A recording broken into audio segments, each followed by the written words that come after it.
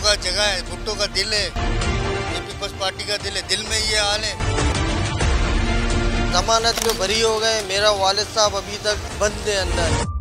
जदीद और बुलंदोबाला इमारतें जहां शहर की तरक्की को ज़ाहिर करती हैं, वही ऐसी बड़ी तादाद में मौजूद मखसूस इमारतें इंसानी जानों के लिए ख़तरनाक भी हैं। ऐसी कई इमारतें गिरने के वाक़यात रोनुमा हो चुके हैं, जिनमें कई इंसानी जानें ज़ाया भी हैं। ऐसे ही बड़ी तादाद में ऐसी इमारतें शहर के ओल्ड सिटी एरिया और लियारी में मौजूद हैं। कुछ इमारतें जो है वो खाली भी कराई गई है, लेकिन अब भी कुछ इमारतें ऐसी मौजूद हैं जहाँ के मकीन जो है वो अपने फ्लैट या इमारत छोड़ने को तैयार नहीं है। ऐसे ही में मौजूद इस वक्त एक इमारत के सामने एक 5 मंजिला इमारत है, खस्ता हाल है और इसे जो है वो ख़तरनाक डिक्लेयर किया जा चुका है रिहाइश के लिए और मकीन जो है वो, लेकिन इसके बावजूद भी यहाँ पर बड़ी तादाद में मकीन यहाँ पर जो है वो रिहाइश पजीर हैं। उनमें से एक रिहायशी से हम बात करते हैं। वैसे तो यहाँ पर ज़्यादातर मकीन जो है वो बात करने से अवॉइड कर रहे हैं, बात नहीं कर पा रहे, लेकिन एक हमारे साथ यहाँ के मकीन मौजूद हैं। अस्सलाम वालेकुम, ये बताएं कि इस बिल्डिंग में आप कब से रिहाइश पजीर हैं? तकरीबन 12 साल हो गए, तकरीबन 12 साल हो गए मुझे रहने के लिए यहाँ। तो मेरे को बोलते हैं नहीं तो को खाली कराऊंगा, कोर्ट के ज़रिए जो ना खाली कराऊंगा तो को सामान रोड पर फेंकूंगा। मैं गरीब आदमी, माजूर आदमी कहाँ जाऊँगा?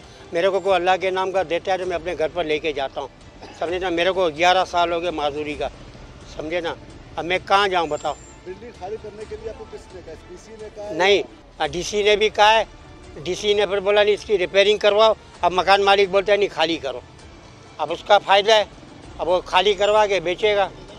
पैसे भी नहीं दे रहे, बोला खाली करो। अच्छा, ये पगड़ी की बिल्डिंग है? पगड़ी की बिल्डिंग है, पगड़ी की बिल्डिंग। तो यहाँ पर कितने फ्लैट्स हैं, कितने रिहायशी? तकरीबन 25 घर हैं, 25 घर हैं तकरीबन। अच्छा, पहले इस बिल्डिंग को खाली कराया गया था कभी? हाँ, खाली किया था, खाली कराया था 6 दिन के बाद। अब मैं नीचे रोड पर सोया हुआ था, 6 दिन के लिए खाली कराया, वापस सब आ गए। 6 दिन के लिए खाली कराया था डीसी ने। ये यहाँ के रिहायशी हैं और माजूर भी हैं और इनका कहना है कि तकरीबन 4 महीने कबल एसपीसी की जानिब से इस बिल्डिंग को जो है वो खाली कराया गया था और साथ ही साथ ये भी बताया गया था कि जो है वो इस बिल्डिंग की पहले इंस्पेक्शन की जाएगी, फिर उसके बाद ही इसके हवाले से कोई फैसला किया जाएगा। लेकिन बिल्डिंग खाली कराने के 4 महीने के बाद भी जो है वो इंस्पेक्शन टीम नहीं पहुंची, जिसके बाद मकीन दोबारा से जाके इस बिल्डिंग में जो है वो इन्होंने रिहाइश इख्तियार शुरू कर रखी है। लेकिन अब इस बिल्डिंग के चूँकि ये पगड़ी की बिल्डिंग है और लियारी में बड़ी तादाद में ऐसी पगड़ी की बिल्डिंगें तकरीबन खस्ताहाल हो चुकी हैं। रिहायशी को तो निकालने के लिए कहा जा रहा है, लेकिन इन्हें कोई मुतबादिल मुआवजा या मुतबादिल फराहम नहीं किया जा रहा। इस वजह से ज़्यादातर बिल्डिंगों के जो रिहायशी हैं वो जो है वो बिल्डिंग छोड़ने को तैयार नहीं है और इस हवाले से इसकी हालत भी हम अंदर से जाके देखते हैं कि इसकी हालत क्या है।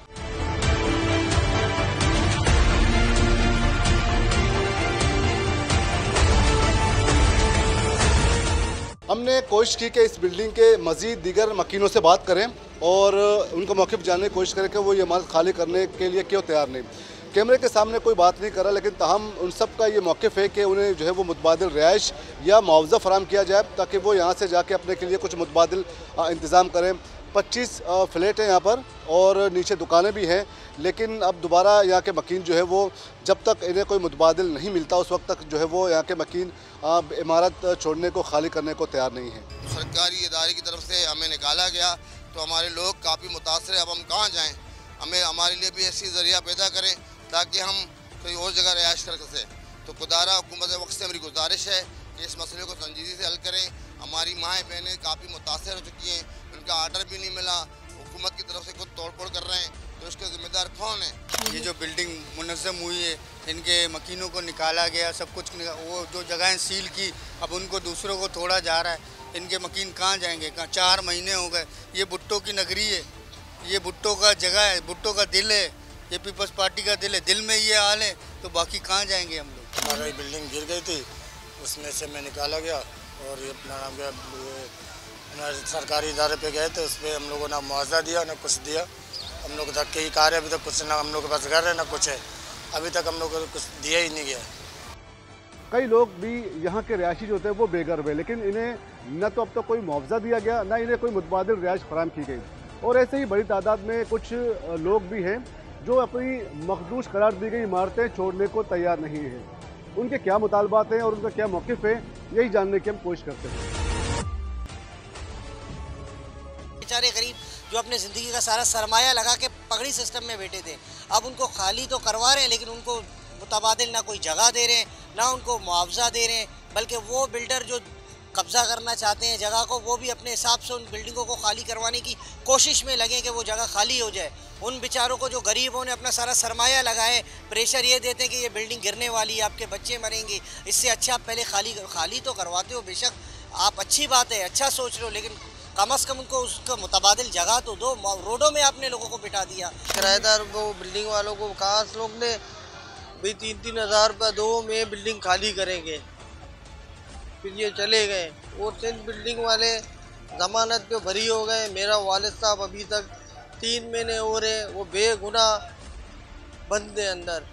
मुतासरीन और अवामी हल्के सरकारी इदारों और बिल्डर्स माफिया को इस सूरत हाल का जिम्मेदार ठहराते हैं। मखदूश करार दी गई इमारतों और गैर कानूनी तामीरात के खिलाफ कार्रवाई से मुतल्लिक ज़िला इंतज़ामिया का मौक़िफ़ भी लिया गया। बलियारी का जो अफसोसनाक वाक़या हुआ था, उसके बाद जो हमें अहकामात मिले honourable chief minister and chief secretary साहब एंड कमिश्नर साहब की तरफ से, हमने जॉइंट टीम एसपीसी के साथ मिलके, पुलिस के साथ मिलके, जो मोस्ट डेंजरस जो रहने के काबिल न थी, वो 63 के 63 बिल्डिंग 100% हमने खाली करवा दी है, just to protect the precious human life. वो हमने खाली करवा दी हैं। बाकी जो 400+ हमारी डिस्ट्रिक्ट साउथ की dangerous building, declare dangerous building थी, उस पर भी हमने अपना इनिशियल सर्वे मुकम्मल करके रिपोर्ट जमा करवाई है। उसमें अभी टेक्निकल सर्वे ऑनगोइंग है, और उसमें भी जो ज़्यादा खस्ता बिल्डिंगें हैं या मोस्ट डेंजरस बिल्डिंग हैं, अगर वो कैटेगरी में आ गई तो वो भी हम खाली करवा देंगे। कुछ लोग कहते हैं कि जी जब तक हमें मुतबादिल नहीं मिलता हम यहाँ इमारतें छोड़ने को तैयार नहीं। तो उस सूरत हाल से निपटने के लिए या ऐसे लोगों को मुतबादिल देने के लिए आपके पास क्या ऐसी पॉलिसी? गवर्नमेंट ऑफ सिंध की तरफ से जो रेंट कंपनसेशन दिया गया था इनिशियली, वो हमने तकरीबन कोई 100-125 फैमिलीज़ को दी भी हैं, जिसमें से इनिशियल रेंट कंपनसेशन है 6 महीने का। अब जहाँ तक परमानेंट सेटलमेंट का सवाल है, तो परमानेंट सेटलमेंट पे भी पॉलिसी तैयार हो रही है, और वो भी इंशाल्लाह बहुत जल्द आ जाएगी। तो उसके बाद जो पॉलिसी लाइन आएगी और जो गाइडलाइन हमें दिए जाएंगे गवर्नमेंट ऑफ सिंध की तरफ से, हम उस पर अमल करके और लोगों को एडजस्ट भी करेंगे। हुकूमती इदारों की जानिब से खस्ता हाल इमारतों को मखदूश करार देकर खाली कराने के नोटिस जारी किए जाते हैं, और कुछ मखदूश इमारतें खाली भी कराई गई, लेकिन अब भी बड़ी तादाद में ऐसी इमारतें मौजूद हैं जहाँ के मकीन इमारतें खाली कराने को तैयार नहीं, और जिनका ये मुतालबा है कि इन्हें मुआवजा या मुतबादिल रिहाइश फराहम किया जाए।